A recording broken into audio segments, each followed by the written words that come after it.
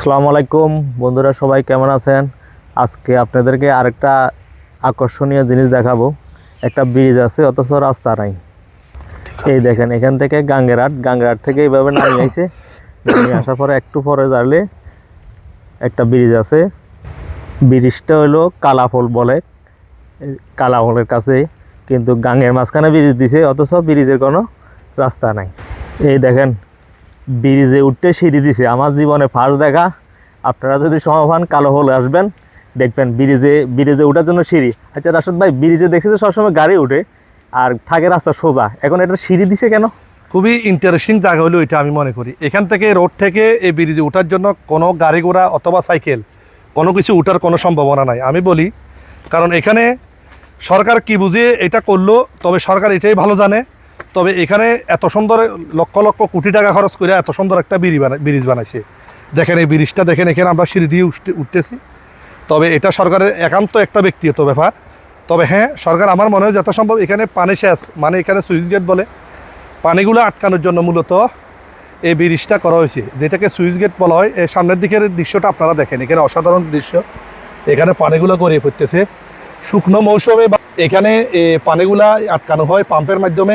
এখানে রবার বান আছে, এটার মাধ্যমে পানিগুলো আটকিয়ে তারপরে কৃষি জমিতে পানি দেওয়া হয়। এই সুবাদে কত সরকার এই ব্রিজটা করছে। তবে খুবই সুন্দর একটা ব্রিজ। আমরা বিভিন্ন সময় এখানে আসি, আমাদের অবসর সময়গুলো আমরা এখানে কাটিয়ে যাই। আর এখানে ভিডিও শ্যুট করতেছি, উদ্দেশ্য হলো এটাই, আপনাদেরকে দেখানোর জন্য। বাংলাদেশ সরকার বিভিন্ন জায়গায় অনেক প্রকল্প হাতে নিয়েছে, যেগুলো দেখতে অসাধারণ, আনবিলিভেবল। দেখেন কত সুন্দর একটা ভিউ এখানে। আমরা এখন ব্রিজের উপরে আছি। তবে ব্রিজের এই মাথা থেকে কোনো রাস্তা নাই, এই মাথা থেকে কোনো রাস্তা নাই। তবে ব্রিজটা শুধু এই সুইচ গেটের জন্য ব্যবহার করা হয়েছে। আর দেখেন খুবই ইন্টারেস্টিং একটা জায়গা। দেখেন নিচের পানিগুলো গড়িয়ে পড়তেছে, আমাদের কাছে খুবই আনবিলিভেবল লাগতেছে, অসাধারণ লাগতেছে। আসলে মূলত যারা কন্টেন্ট ক্রিয়েট করে তারা বিভিন্ন রকমের তথ্যগুলো এখানে ফুটেই তুলে। এখানে অনেক শ্রম আছে, অনেক সময় আমরা ওয়েস্ট করি, এখানে আমরা ভিডিও বানাই। আজকে আপনাদেরকে খুবই একটা বাংলাদেশের ফেরি থেকে প্রায় 25 কিলোমিটার পরশুরাম বাজারে আসার পর আপনারা বেড়াবাড়ি চলে আসবেন, তাহলে এত সুন্দর একটা দৃশ্য আপনারা দেখতে পারবেন। জায়গাটার নাম আমরা কালো হল হিসেবে ধরে নাকি? না, এটা কালো হল না, এটা সুইচ গেট বলে। কালো হল হইলে সামনেরটা, মানে একদম কাছে তো কালো হল। আর কালো হল বলে সামনেটা, এটাকে সুইচ গেট বলে। আমরা সুইচ গেট বলে। তবে সুইচ গেটের মধ্যে কোটি কোটি টাকা খরচ করে তারা সুন্দর একটা ব্রিজ দিয়ে দিয়েছে।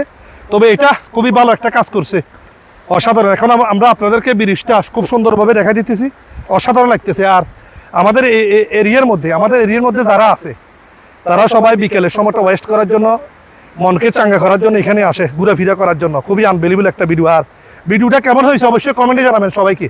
এই দেখেন, থেকে যেখান থেকে নামবে, এখান থেকে যদি কেউ ভুল করে সাইকেল নিয়ে চলায় আসে বা রাতের দুমধ্যে, তাহলে এর অবস্থা হাসপাতাল ছাড়া আর কোনো ব্যবস্থা নাই। আমাদের এখানে এক ভাই আছে, ভাইয়ের সাথে কথা বললে মনে হয় আর একটু ভালো হইতো। দেখেন এই ব্রিজটার পাশে ভাইয়ের বাড়ি। আচ্ছা ভাই, এখানে ব্রিজ একটা দেখলাম, দোনো পাশে শুধু সিঁড়ি দিয়ে উঠিয়ে ওই পাশেও সিঁড়ি। তাহলে মানুষের ব্রিজটা কেন বানানো হয়েছে আর ব্রিজটা কি কাজে ব্যবহার হয়? ব্রিজটা ব্যবহার হয় বলতে, এটা তো সুইচ গেট না, আমাদের সুইচ গেটের উপরে ব্রিজ দিছে গুলে হারে বেলা। এটা মানুষের যাতায়াত কম, ওই এনে অপর সাইডে দিয়ে হার হয়। আর ইন্দি মানে বাড়ির লোকজন, সেগুলো লোকজন হার হয়, ওই ধরুন সাইড করে বান্ধি দিয়ে মানে সিঁড়ি দিয়ে দিচ্ছে।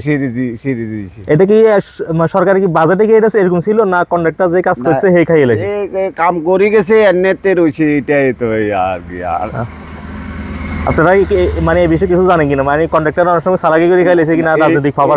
এই বিষয়ে আমি জানি না। আমার ভাই হলো সাতকুচিয়া, এটা হলো বেড়াবাড়ি। আচ্ছা, ভাইয়ের নামটা গিয়া? আর নাম ফজলুল হক। ভাই, থ্যাংক ইউ ভাইয়া।